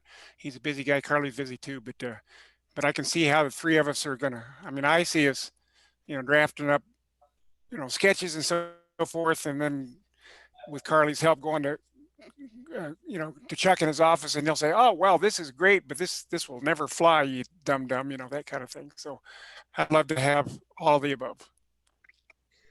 Okay, so why don't those members of the committee Carly, can you coordinate with them and kind of get something scheduled as soon as possible, and everyone's mindful of the time frame and the stresses that we're working under. And I know that because of the reduction in resources that we're going through with COVID, it's easier said than done to, place this huge priority. I know everyone's spread thin, and we're definitely mindful of that. But this is a big opportunity for the community. We've been fortunate to get, another chance to get everybody on the same page and get some real buy-in on some real projects. So we're putting a lot on everyone's shoulders, and just appreciative of the commitment for those folks that are willing to dedicate their time to that. So moving on next, which is the last item on the agenda. We've only got about 10 minutes, but This is the discussion regarding previous dispersed parking projects / Main Street improvements and possible action item regarding Emma Boulevard. This came about just in a, kind of some emails from our mayor and just a discussion that I had with Carly, and as far as, and we're going to be looking to Monty and Robert on this, but this question came up as far as, where does UDOT see, kind of the Emma Boulevard project and its relation to this committee? Is that something is that a dialogue that needs to just be happening directly from the city of Moab and UDOT and not necessarily something the committee needs to get bogged down in? Or is that something that UDOT and the city of Moab wants to see this committee take a position on? We've yet to really discuss the Emma Boulevard dispersed parking project at all. And we're just trying to get some clarity there. And so Carly, if you have anything to add there, and then it'd be good to hear from Monty if they have some comments on that. Yeah, no, I think you summed it up really well. I think this issue has sort of been raised recently, and it led to sort of a question of whether the dispersed parking, like Emma Boulevard project, was still on the table as far as UDOT was concerned, or whether the money envisioned for that was sort of thrown into the bigger pool that this committee is discussing. So we just wanted to know if Emma is still on the table, or if it's something that can be considered. I think that the legislative history that we went through demonstrated that's not entirely clear, and we wanted to hear from UDOT's perspective. And I think some of my city council members may have some questions too. Okay, I'm happy to address that. We don't view the funding to be severed that way. We're not looking at Emma Boulevard as a separate effort. And so we would look to this committee and to the city to make a recommendation on a concept for the project. I think we made it pretty clear when we were having those discussions with the city that we would not participate in building the city street, and that we would, could pay for the parking, paving of the parking areas, but we're not interested in doing the city street. And so I guess from my perspective, it's on the table if you want it to be. It's not something that we will view separately, as, we're not saying there's X amount of funds are set aside for that. That is part of there's funding available, and however this committee and the community and the city wants to put forward a proposal for concept, that's entirely up to you with regard to that. So with that, question for the committee: is the committee interested in seeing a concept, and just an overview of the Emma Boulevard project, at one of the upcoming meetings, and as a first step to potentially including that in our list of recommendations to UDOT at the end of this process? Is that something that committee members are interested in, weighing in on and kind of picking up that project and carrying it with us? Go ahead, Kalen. So maybe Mike and Karen could also help me remember correctly, but it seems like this got pretty contentious, or at least the meetings felt that way. I wasn't at the last one, but I'm under the impression that maybe we're waiting for some feedback from the business stakeholders in the area if they really want this. Am I remembering that correctly? Mike. Yeah, I'm fuzzy about it too, Kalen. There was so much discussion at the last big meeting. You remember when all the stakeholders are around? I'm never really quite sure exactly how to do it myself. Yeah. Carly, maybe you could clarify for us. I think I have a similar recollection. I have Mark here too. I wish Chuck were here and Joel, because I think they have a better idea of where we landed. We had a really productive meeting with many stakeholders. It was like 60 people right before the COVID lockdown. I don't know to what extent we reached consensus, because I don't want to speak for those stakeholders. I think there is a workable, like there's certainly from an engineering perspective, a workable scenario. There is about 20 spaces available. Is that right, Mark? That are there, that they're cheap and they're easy to get. There are political considerations. As far as I know, we did have, I came away feeling like there was support for one of the scenarios we came up with. Long ago that I don't want to. I'm wanting to meet Monty's criteria for cost per park spot. I'm not sure how the Emma Lane, the parking lot on the far north end of Emma Boulevard would compete with alterations to striping and medians and that sort of thing with stuff that we might do downtown. And because it's kind of far out there on the north end, how much enthusiasm the merchants would have for it, for the distance they have to walk, remains to be seen. So I have questions too. That's a great question. So I'm wondering if maybe rather than the committee addressing this at this point, if the city maybe talks to key stakeholders and said, you know, that sort of a binary decision point, like, do you want us to pursue this? It's not that much of the hotspot funds. We're happy to put it to the committee to keep it in the mix, but just want to double check that you will be supportive. How does that sound? We can definitely try reaching out to them. I don't know if it requires another meeting or how we would manage that, but we can explore seeing what the appetite was. I don't know, Karen, what have you heard? I can't hear. Am I allowed to unmute?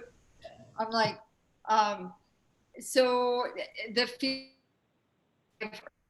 stakeholder says that the last meeting with amongst the big, there was finally some consensus of making a plan work. It's sort of, okay, we're gonna get back, regroup, and come forward, and then COVID. So I think it would be a very quick Zoom. I don't know how many participants you could invite on a Zoom, but just to have I mean, it's, you know, been 3 months now, so a little recap summary, and then ask everybody, because I feel like what I have heard on the street is something is better than nothing. That's just question for Monty real quick. So let's just say, for the sake of conversation, we're talking about 30 parking spaces with the Emma Boulevard project. If this was a project that the committee decided to pick up and move forward with our recommendations to the city council, county council, and UDOT, does that increase of 30 parking spaces, is that something that UDOT will see as kind of a contribution to you know, that range of parking stalls that we're trying to hit with the off Main Street parking? Yeah, yes, I think, you know, I think it fits under the definition of dispersed parking. And so the range, you know, the distance it is from the majority of the downtown businesses, if the committee believes that it still is a benefit to the community and that it does provide parking opportunities for that portion of the community, that's dispersed parking. And so, yeah, if it's what you want, if it is cost effective to provide that parking and there's benefit to that parking, I think it's reasonable to include it. If you had prefer to use that funding to pursue additional dispersed parking in the more downtown area, then that's reasonable as well. But I think, you know, getting to, you know, the range, like, you know, the range we're talking about now in that 160 range, you know, that definitely is getting into the neighborhood of being very intriguing, and starting to address some of the concerns. And the fact that it's literally dispersed around town and on the side streets should help with the capacity issue. And so just to give you a gut check on what my opinion is on the number of parking stalls that we're talking about today, I think it's a positive. I view that as being a reasonable number of parking stalls to help address the challenges we see with Main Street and capacity. And you know, people circling around the block repeatedly to try to find a place to park. And if it's well messaged and well developed and very usable, I think that's going to be a benefit to the community from a congestion perspective. So I gave you a little more than what you were asking for there, Chairman, but that's. Thank you. Yeah. Yeah, that's really helpful for us. Look, we're out of time here, folks. But I think this was a very productive meeting, and you know, we'll kind of pick up that Emma Boulevard discussion in our planning calls and meetings, and kind of see where we end up and have a follow-up with the committee on that. And then looking forward to the kind of the focus group getting together for the off Main Street parking, and excited for that group to get together and get us moving on that. Mark, I want to apologize for having to rush through, you know, that work plan real quick. But I think we were able to kind of get some good feedback from Kaylin, and that's a discussion that the focus group can have. If we don't have any last comments, I'm going to adjourn the meeting, and go ahead, Monty. Okay. If I could just make one real quick comment. The side street dispersed parking, one of the things that I really asked that group to look at is a pedestrian plan and how they're going to mitigate, or I don't know, mitigate, but manage pedestrians that come out of a system like that. If their parking is substantially increased and it brings a substantial increase of pedestrians to the downtown area, which in theory it will, let's not forget about how we're going to deal with those pedestrians. Okay. Karen, go ahead. You're muted, sister. Sorry. Just the clarification on who is in that that committee. Is it going to be Wes, or it's not Wes, it's Matt? Because then if it isn't, then it leaves another seat, and I think you should be on it. Well, I think we need to have Wes on there as a committee member, and I think that the working group with city staff can figure out how best to kind of fit Matt in, was what I took away from that. But I think from this committee, we're talking about Kaylin, Mike, and Wes. You know, with city engineering, and then I'd like to have Zachariah on there as much as possible, involved from the county side to assist kind of from a planning standpoint. So the names that I threw out there was Kaylin, Mike, and Wes. You all okay with that? I'm okay with that. Yeah, I'm okay with it, but is there a restriction about using as a consultant, if you will? Who? I'm sorry. Is there some sort of restriction about using Matt as a consultant, even if he's not formally a member of the focus group? I think those are things that you all can work out at your first focus group meeting, if that's okay. I mean, exactly how to make those pieces fit. Carly's got some good ideas about that too. Is there something that you want to? It's like a member, almost like a representative of the Downtown Main Street Alliance. It's sort of him and Wes. So I don't know that he has to be a consultant. He just sounds like it's the two of them presenting together. Yeah. I'm missing something. The primary concern is just not having a quorum of either county, city council, or the committee. Yeah. Can I just request to staff that we potentially use somebody in the planning department to include, because, thank you. Absolutely. We can have a look at Nora's schedule and I'll include her on it. Nora or Corey would be great. That's a suggestion. Okay, thank you. Okay, sounds good. Sound good, everyone? Okay, thank you all. We'll talk to you soon. Thanks. Thank you. Thanks, Bye-bye. Goodbye.